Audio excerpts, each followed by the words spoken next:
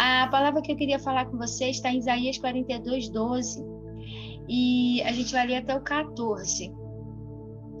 Diz assim: Deem glórias ao Senhor e anuncie o seu louvor nas ilhas. O Senhor, como Todo-Poderoso, sairá, como homem de guerra, despertará o zelo, clamará e fará grande ruído e sujeitará os seus inimigos. Por muito tempo me calei, estive em silêncio e me contive, mas agora darei gritos, como aqui está de partos, e a todos assolarei e juntamente devorarei.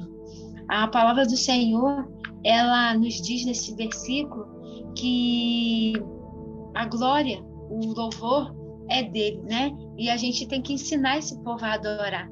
Quando a gente chega nessas ilhas, a gente não chega contando novidade, né? A gente chega apresentando um Cristo que é vivo, que é eficaz e que eles já sabiam que ele existia, mas eles não sabiam como se achegar a ele, né? A gente chegou ali, já tinha uma igreja católica, e essa igreja ela era muito forte, dominante, né, com seus usos e costumes, e a gente chegou assim, não pregando um novo evangelho, nós chegamos apresentando Cristo, nós vivemos Cristo. Os primeiros 2 anos que a gente esteve ali foi só vivendo Cristo, né? Até que as pessoas chegavam assim: você não vai fazer culto?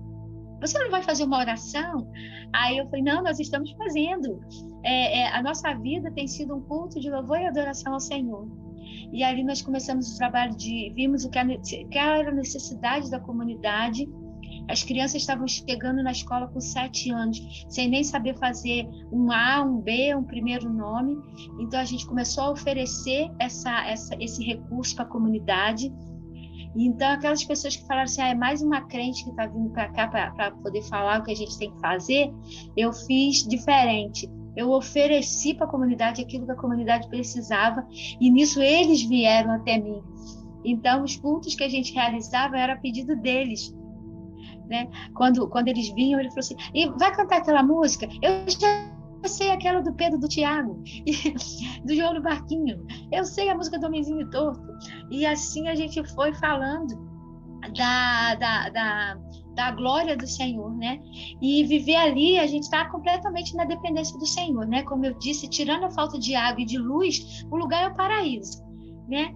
Mas esses desafios fazem parte, a gente já sabia quando a gente foi para lá, né? E a minha maior aceitação que eu falo com o Senhor é a ela, né? Então, quando a gente chegou no barco, que ela olhou e falou: mãe, é aqui que nós vamos morar?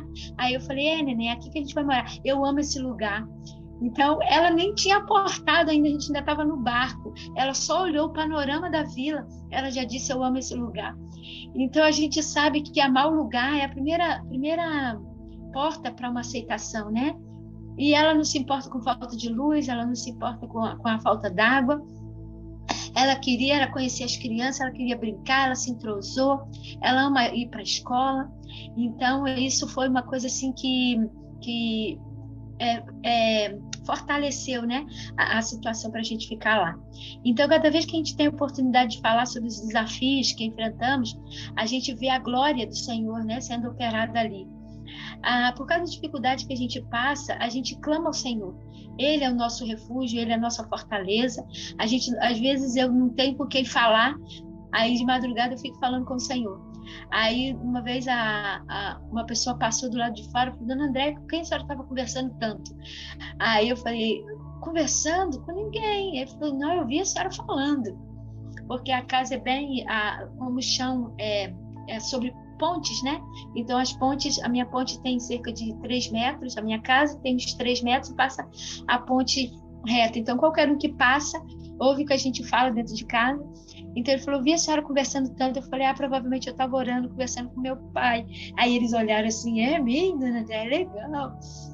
Então, a gente vê, né, que essa glória, esse louvor que ele lembrou para a gente, que ele plantou dentro de nós, para que a gente possa estar louvando e bendizendo o nome dele em todo tempo, em toda circunstância. Em cada dificuldade, primeiro a gente apresenta para o Senhor, né? Em cada momento de vitória, a gente agradece e dá louvores a ele, porque é a ele que nós devemos adorar. Eu amo aquele lugar. Quando as pessoas vão para lá e falam mal de lá, falam do Carapanã, falam mal da Caba. Sabe o que é Carapanã? É o pernilongo. A Caba é o marimbondo. Eles falam mal, eu falo, não, eles estavam aqui primeiro, a gente chegou depois. E as pessoas cada vez assim aprendem a amar o lugar por eu amar o lugar, né? E a gente tem os banhos de rios, né? Tem as brincadeiras. O nosso carro-chefe lá é o futebol. Não tem outra coisa para as crianças fazerem. É o banho de rio, o futebol. Então a gente colocou isso na recreação das crianças para estar sendo um chamariz para eles estarem vindo. Eu não sei nada de futebol. Para mim, eu dava uma bola na mão de cada um e eles chutavam, né? Mas eles sabem as regras, eles me ensinam. E nisso eu vou mostrando a regra, vou mostrando para eles que existe um banco, existe um apito, que não é só chutar a bola. Então, e ali a gente vai mostrando Cristo e vivendo Cristo, né?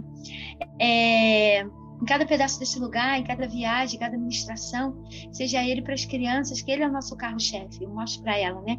E também nas ministrações nas casas, e agora no templo que está sendo erguido, ali é o point do Igarapé do Carneiro agora. A gente já está fazendo aula de ginástica com as mulheres, a gente está fazendo tarde de jogos e de filme com os adolescentes. Esse ainda está enganjando, porque para conseguir pegar jovens e adolescentes tem que ser uma coisa mais elaborada, mas a gente está conseguindo com tarde de jogos, com tarde de filmes, a gente está conseguindo trazer os jovens e adolescentes, e as crianças estão sempre presentes, né? Eu abro a porta, ele já pergunta, já pode entrar? Então, o Senhor tem me erguido ali para pastorear, né? E a gente sabe que congregacional não tem pastor, mas o Senhor me botou ali. Então, como missionária ali naquele lugar, as ovelhas que vêm à mão, eu tenho sido um canal de Deus falando para eles da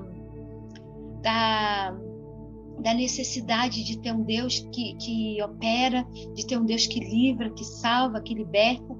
E como diz ali em Colossenses 3:23, tudo que vier, tudo que fizerdes, fazei de todo o coração, como ao Senhor e não aos homens. Então a gente, quando faz dessa maneira, a gente vê a coisa andando, a gente vê a coisa dando certo. E com isso, a gente tem sempre louvores nos lábios. Todos esses louvores que foram cantados aqui, se eu dissesse que a irmã tivesse me perguntado quais os louvores que eu gosto para ela cantar, eu teria dito, são esses os louvores.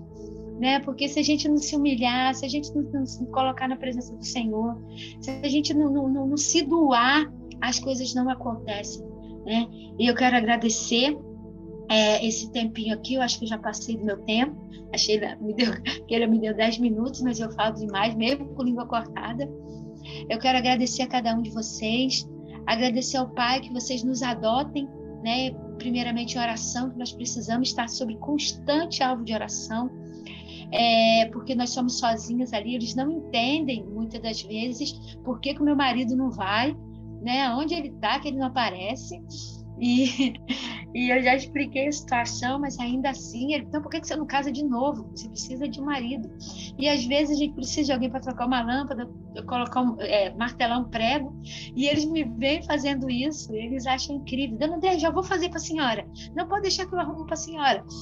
Porque a gente está ali sozinha, né? Às vezes de noite eles têm um vizinho que fala, Dona Andréia, eu acordo de madrugada e jogo a lanterna para tua casa, ninguém chega na tua casa.